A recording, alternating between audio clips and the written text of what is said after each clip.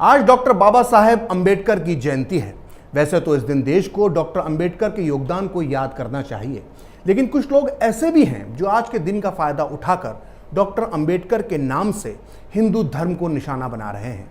ये सही है कि डॉक्टर अंबेडकर ने अपने पूरे जीवन में हिंदू धर्म की कुरीतियों के खिलाफ जबरदस्त संघर्ष किया और सामाजिक न्याय के लिए आवाज उठाई, लेकिन ये पूरा सच नहीं है। डॉक्टर अंबेडकर की विचारधारा का एक दूसरा पहलू भी है, लेकिन अफसोस की बात है कि बाबा साहेब के नाम पर हिंदू धर्म को कोसने वाले कभी उनकी विचारधारा का दूसरा पक्ष आपको नहीं बताते हैं। वो आपको कभी ये नहीं बताएंगे कि डॉक्टर अंबेडकर ने इस्लाम धर्म और उसे मानने वाले मुसलमानों के बारे में क्या कहा था। इसलिए आज मैं आपको खरी बात में तथ्यों, तर्कों और सबूतों के साथ बताऊंगा कि डॉक्टर अंबेडकर के इस्लाम के बारे में क्या विचार थे। मैं आज आपको बताऊंगा कि बाबा साहेब ने साफ तौर पर कहा था कि मुसलमान देशभक्त नहीं होते हैं। आज आपको यह भी पता चलेगा कि डॉक्टर अंबेडकर ने बंटवारे के वक्त कहा था कि भारत के सारे मुसलमानों को पाकिस्तान भेज देना चाहिए। आज मैं आपको यह भी बताऊंगा कि डॉक्टर अंबेडकर ने कहा था कि दलितों को यह नहीं सोचना चाहिए कि मुसलमान उनके दोस्त होते हैं। आज आपको यह भी पता चलेगा कि कैसे बाबा साहेब ने इस्लाम धर्म में मौजूद छुआछूत और जात पात को बेनकाब किया था और वो खुद कैसे मुसलमानों के हाथों छुआछूत के शिकार हुए थे। तो बिना समय गंवाए हम शुरुआत करते हैं इस्लाम पर डॉक्टर अंबेडकर के 10 क्रांतिकारी विचारों को जानने की। बाबा साहेब का मुसलमानों के बारे में पहला विचार यह था कि मुसलमान देशभक्त नहीं होते हैं। जी हां, डॉक्टर अंबेडकर ने साफ साफ कहा था कि मुसलमान भारत को अपनी मातृभूमि नहीं मानते हैं, और ये बात उन्होंने लिखी है पाकिस्तान और द पार्टीशन ऑफ इंडिया में, जिसका हिंदी अनुवाद पाकिस्तान अथवा भारत का विभाजन इस वक्त मेरे हाथ में है। इस किताब के पेज नंबर 332 पर डॉक्टर अंबेडकर लिखते हैं कि इस्लाम एक बंद खिड़की की तरह है जो मुसलमानों और गैर मुसलमानों के बीच भेद करता है। इस्लाम में जिस भाईचारे की बात की गई है वो मानवता का भाईचारा नहीं है, बल्कि उसका मतलब सिर्फ मुसलमानों का मुसलमानों से भाईचारा है। मुसलमानों के भाईचारे का फायदा सिर्फ उनके अपने लोगों को ही मिलता है, और जो गैर मुस्लिम हैं उनके लिए इस्लाम में सिर्फ घृणा और शत्रुता ही है। मुसलमानों की वफादारी उस देश के लिए नहीं होती जिसमें कि वो रहते हैं, बल्कि उनकी वफादारी अपने धर्म के लिए होती है जिसका कि वो पालन करते हैं। तो सुना आपने, डॉक्टर अंबेडकर ने यह साफ साफ कहा कि मुसलमानों की वफादारी उस देश के लिए नहीं होती जिसमें कि वो रहते हैं, बल्कि उनकी वफादारी सिर्फ अपने धर्म के प्रति होती है। तो आइए अब आगे बढ़ते हैं और बात करते हैं इस्लाम पर डॉक्टर अंबेडकर के दूसरे विचार की, जिसमें उन्होंने कहा था कि भारत के सारे मुसलमानों को पाकिस्तान भेज देना चाहिए। दरअसल जब पाकिस्तान की मांग उठी थी तो बाबा साहेब का मानना था कि अगर बंटवारा होता है तो भारतीय इलाके के सारे मुसलमानों को पाकिस्तान भेज देना चाहिए, और इसके लिए उन्होंने 1923 में टर्की और ग्रीस के बीच हुए एक समझौते का उदाहरण दिया था, जिसके तहत ग्रीस में रहने वाले सारे मुसलमान टर्की भेज दिए गए थे और टर्की में रहने वाले सारे ईसाई ग्रीस चले गए थे। अंबेडकर ने इसी को आधार बनाकर अपनी किताब के पेज नंबर 123 पर लिखा है कि जनसंख्या के तबादले का मजाक उड़ाने वालों को इन देशों यानी टर्की और ग्रीस की अल्पसंख्यकों की समस्या का अध्ययन करना चाहिए, ताकि वो जान पाएं कि अल्पसंख्यकों से जुड़ी समस्या का एकमात्र हल जनसंख्या की अदला बदली ही है। सांप्रदायिक शांति स्थापित करने का टिकाऊ तरीका अल्पसंख्यकों की अदला बदली ही है। यह व्यर्थ होगा कि हिंदू और मुसलमान एक दूसरे को संरक्षण देने के ऐसे उपाय खोजने में लगे रहें जो इतने असुरक्षित पाए गए हैं। यदि ग्रीस, टर्की और बुल्गारिया जैसे सीमित साधनों वाले छोटे छोटे देश भी ये काम पूरा कर चुके हैं, तो ये मानने का कोई कारण नहीं है कि हिंदुस्तानी ऐसा नहीं कर सकते।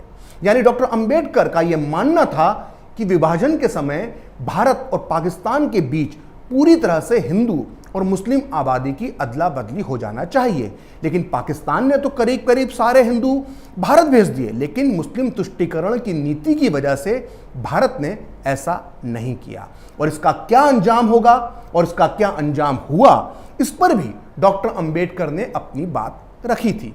इस्लाम पर डॉक्टर अंबेडकर के तीसरे विचार के मुताबिक मुसलमान भारत में रहेंगे तो यहां कभी सांप्रदायिक शांति नहीं होगी।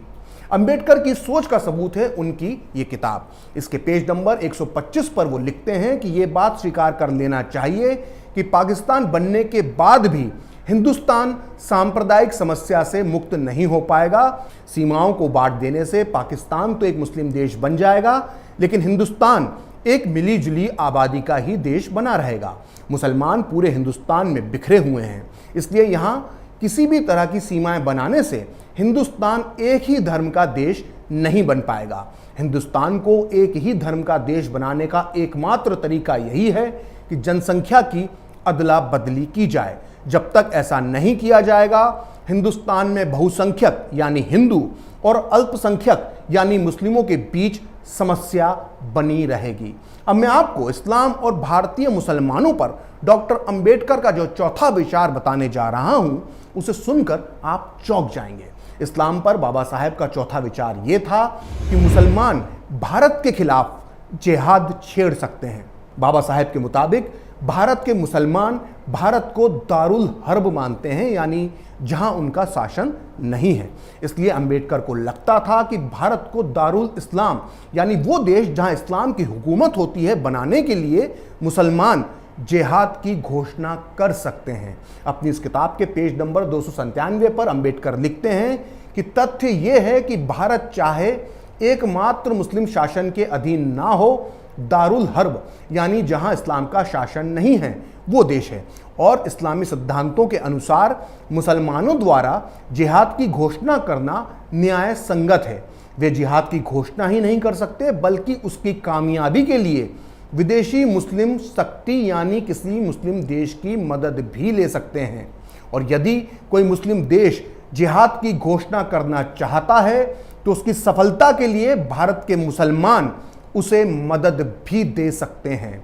तो सुना आपने, डॉक्टर अंबेडकर ने साफ साफ कहा था कि मुसलमान न केवल इस्लाम की स्थापना के लिए भारत में जिहाद छेड़ सकते हैं बल्कि इसके लिए वो किसी मुस्लिम मुल्क की मदद भी ले सकते हैं या उसे अपनी मदद भी दे सकते हैं। आपने अक्सर देखा होगा कि भारतीय मुसलमान अक्सर अरब देशों की धौंस देते रहते हैं। खैर, इस्लाम पर डॉक्टर अंबेडकर का पांचवा विचार ये था कि मुसलमान कभी भी हिंदुओं की सरकार को स्वीकार नहीं करेंगे। बाबा साहेब की बात आज काफी हद तक सच नजर भी आ रही है। दरअसल मुस्लिम समाज मोदी की सरकार को इस देश की सरकार नहीं बल्कि हिंदुओं की सरकार समझता है। यानी आज की इस मुस्लिम सोच को डॉक्टर अंबेडकर बहुत पहले ही पहचान गए थे। उन्होंने अपनी किताब के पेज नंबर 303 पर लिखा था, हिंदुओं से नियंत्रित और शासित सरकार की सत्ता मुसलमानों को किस सीमा तक स्वीकार होगी, इसके लिए ज्यादा माथापच्ची करने की जरूरत नहीं है। मुसलमानों के लिए हिंदू काफिर हैं और उनकी कोई सामाजिक स्थिति यानी हैसियत नहीं होती है। इसलिए जिस देश में काफिरों का शासन हो वो देश मुसलमानों के लिए दारुल हर्ब है। ऐसी स्थिति में ये साबित करने के लिए सबूत देने की आवश्यकता नहीं है कि मुसलमानों के अंदर हिंदू सरकार के शासन को स्वीकार करने की इच्छा शक्ति मौजूद ही नहीं है। अंबेडकर आगे लिखते हैं कि जब खिलाफत आंदोलन के दौरान मुसलमानों की मदद के लिए हिंदू काफी कुछ कर रहे थे, तब भी मुसलमान ये नहीं भूले कि उनकी तुलना में हिंदू निम्न और घटिया कौम है। तो सुना आपने, डॉक्टर अंबेडकर का मानना था कि मुसलमान अपनी तुलना में हिंदुओं को एक घटिया कौम मानते हैं। आइए अब मैं आपको बताता हूं इस्लाम पर डॉक्टर अंबेडकर का छठा विचार, जिसमें उन्होंने कहा था कि मुसलमान शरिया के कानून को देश के कानून से भी ऊपर मानते हैं। अंबेडकर की ये बात आज भी कई मौकों पर सही साबित हो जाती है। उन्होंने अपनी किताब के पेज नंबर 294 पर लिखा था कि इस्लाम ये कहता है कि अगर किसी गैर मुस्लिम देश में मुसलमानों के कानून यानी शरिया और उस देश के कानून के बीच विवाद पैदा हो जाए तो इस्लामिक कानून को ऊपर यानी सही माना जाए। इस तरह मुसलमानों के लिए यह सही माना जाएगा कि वो मुस्लिम कानून का पालन करें और उस देश के कानून को ना माने जिसमें कि वो रहते हैं। अगर आपको लगता है कि डॉक्टर अंबेडकर ने सिर्फ हिंदू वर्ण व्यवस्था, छुआछूत और जातिगत भेदभाव के खिलाफ ही बोला या लिखा था, तो फिर आपको सिर्फ अधूरी जानकारी दी गई है। डॉक्टर अंबेडकर ने भारतीय मुसलमानों के अंदर मौजूद जाति व्यवस्था, भेदभाव और छुआछूत के खिलाफ भी अपने विचार रखे थे। आपको अब तक डॉक्टर अंबेडकर के बारे में बार बार ये बताया गया होगा कि कैसे उन्हें बचपन में बैलगाड़ी से उतार दिया गया था, कैसे उन्हें स्कूल में अलग से पानी पीना पड़ता था, कैसे नाई ने उनके बाल काटने से मना कर दिया था और कैसे बड़ौदा में रहने के लिए उन्हें घर नहीं मिला था। लेकिन कभी आपको किसी ने भी ये नहीं बताया होगा कि कैसे मुस्लिम समाज के कुछ लोगों ने भी डॉक्टर अंबेडकर के साथ छुआछूत और भेदभाव का बर्ताव किया था। तो आइए जानते हैं इसी से जुड़े इस्लाम पर डॉक्टर अंबेडकर के 7वें विचार को, जब खुद उनके साथ मुसलमानों ने छुआछूत का व्यवहार किया था। ये बात मैं नहीं कह रहा, बल्कि ये बात खुद डॉक्टर अंबेडकर ने अपनी लघु किताब वेटिंग फॉर ए वीज़ा में लिखी है। इस किताब को बाकायदा अमेरिका की कोलंबिया यूनिवर्सिटी में कोर्स में पढ़ाया जाता है। अंबेडकर ने इस किताब के 4थे अध्याय में 1934 में अपनी दौलताबाद यात्रा का जिक्र करते हुए लिखा है कि वो रमज़ान का महीना था। हमने दौलताबाद किले के बाहर बने तालाब में हाथ मुंह धोए थे कि एक बूढ़ा मुसलमान चिल्लाते हुए बोला कि तुम अछूतों ने इस तालाब के पानी को गंदा कर दिया। थोड़ी ही देर में कई मुसलमान जमा हो गए और हमें गालियां देने लगे कि तुम अछूतों का दिमाग खराब हो गया है, तुम्हारी औकात क्या है, तुम्हें सबक सिखाने की ज़रूरत है। हमने समझाने की कोशिश की, लेकिन मुसलमान हमारी बात सुनने को तैयार नहीं थे। वो हमें इतनी गंदी गंदी गालियां दे रहे थे कि हम भी बर्दाश्त नहीं कर पा रहे थे। वहाँ दंगे जैसे हालात बन गए थे और हत्या भी हो सकती थी। तब मेरा धैर्य खत्म हो गया। मैंने थोड़ा गुस्से में पूछा कि क्या तुमको तुम्हारा धर्म यही सिखाता है? क्या तुम ऐसे किसी अछूत को पानी लेने से रोकोगे जो मुसलमान बन जाए? ये सुनकर वो चुप हो गए।